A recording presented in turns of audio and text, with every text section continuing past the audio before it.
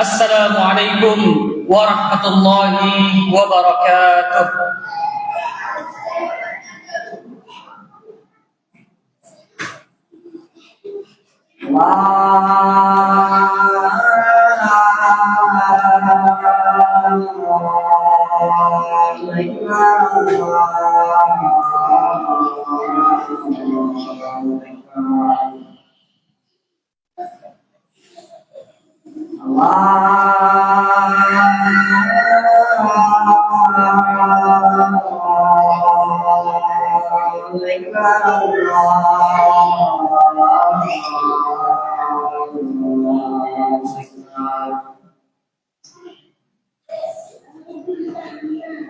Asyhadu an la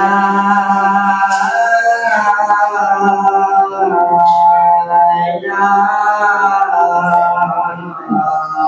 illallah.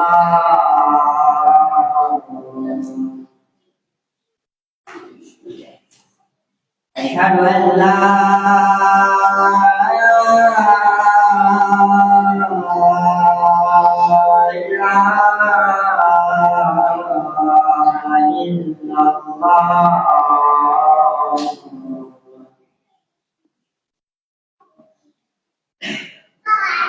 Asyhadu anna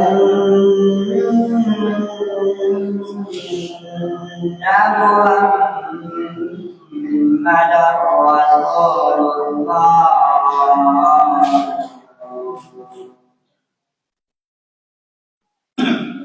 Asyhadu anna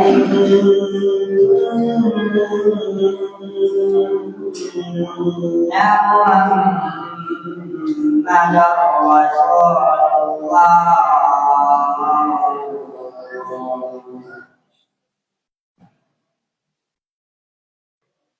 Hayya 'alas shalah.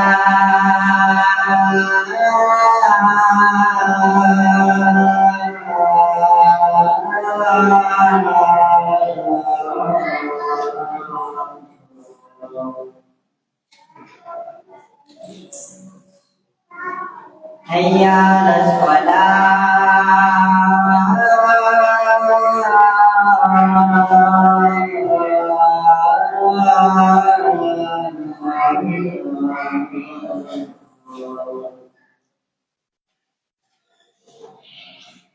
Hayya 'alal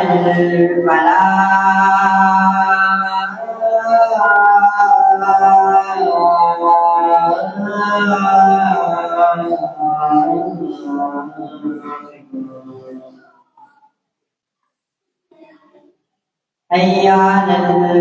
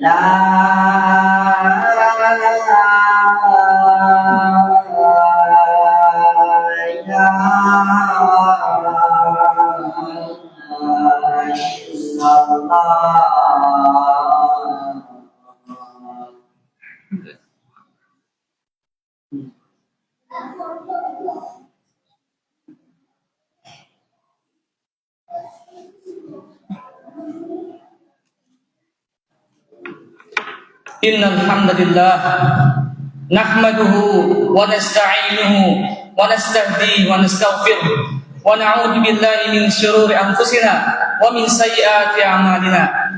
May yahdihillahu fala mudilla lahu wa man yudlil fala hadiya lahu.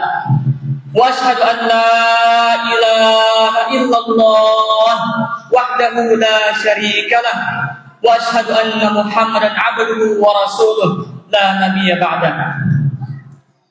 قال الله تعالى في كتابه الكريم وهو أصدق القائلين بعد أعوذ بالله من الشيطان الرجيم بسم الله الرحمن الرحيم يا أيها الذين آمنوا اتقوا الله حق تقاته ولا تموتن إلا وأنتم مسلمون. وقال أيضا يا أيها الناس اتقوا ربكم الذي خلقكم من نفس واحدة وخلق منها زوجها وبث منهما رجالا كثيرا ونساء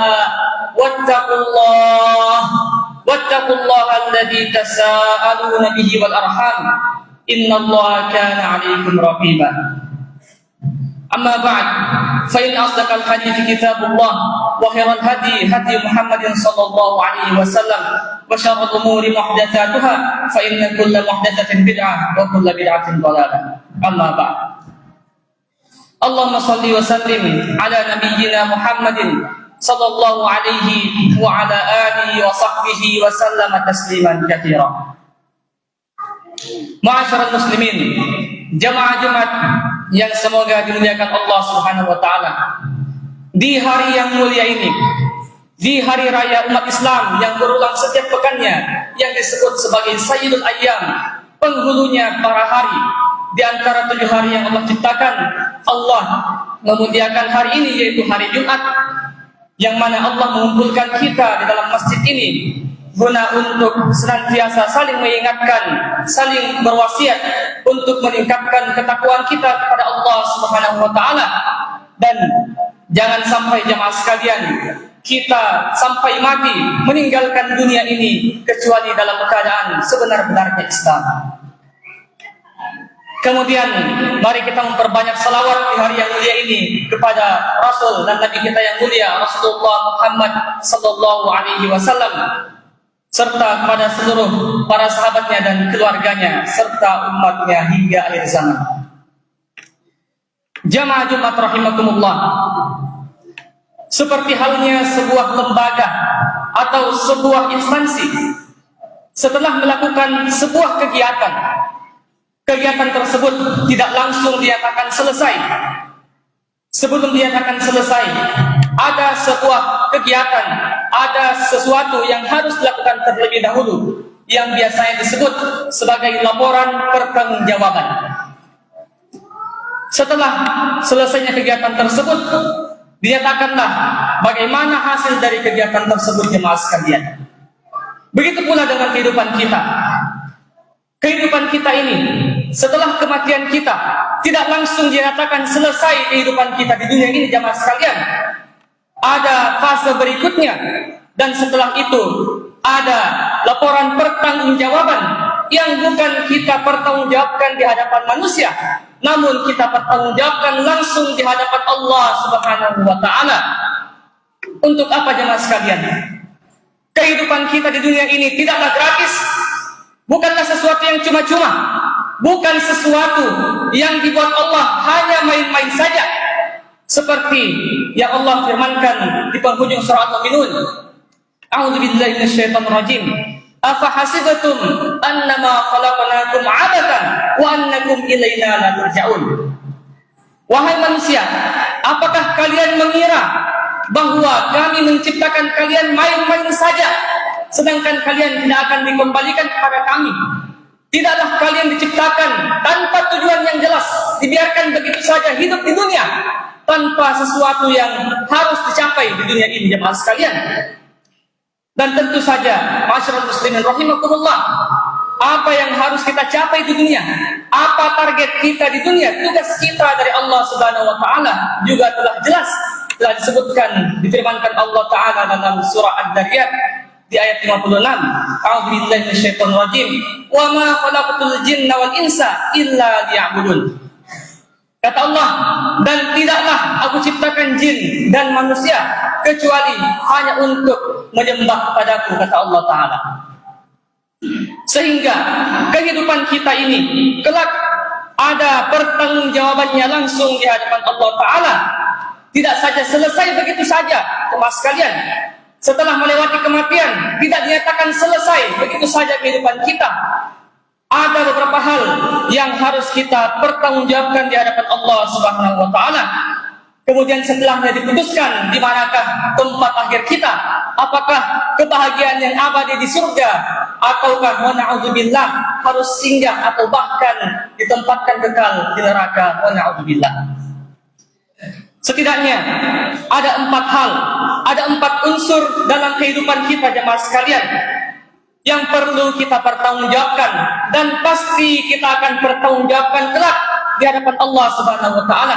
Siap atau tidak siap, suka atau tidak suka, hal itu pasti akan terjadi, pasti akan diminta pertanggungjawaban bagi kita seluruh manusia tanpa terkecuali jemaah sekalian.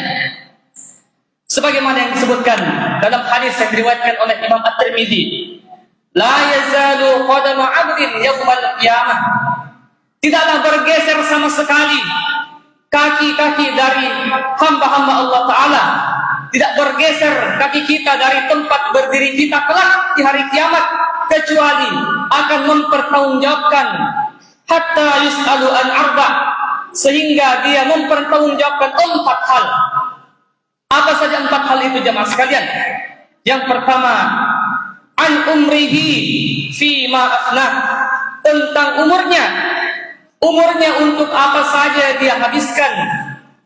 Yang kedua, wa an ilmihi fi ma fa'ala, tentang ilmunya, apa saja yang sudah dia dapatkan, dia pelajari di dunia ini, untuk apa atau bagaimana dia mengamalkannya.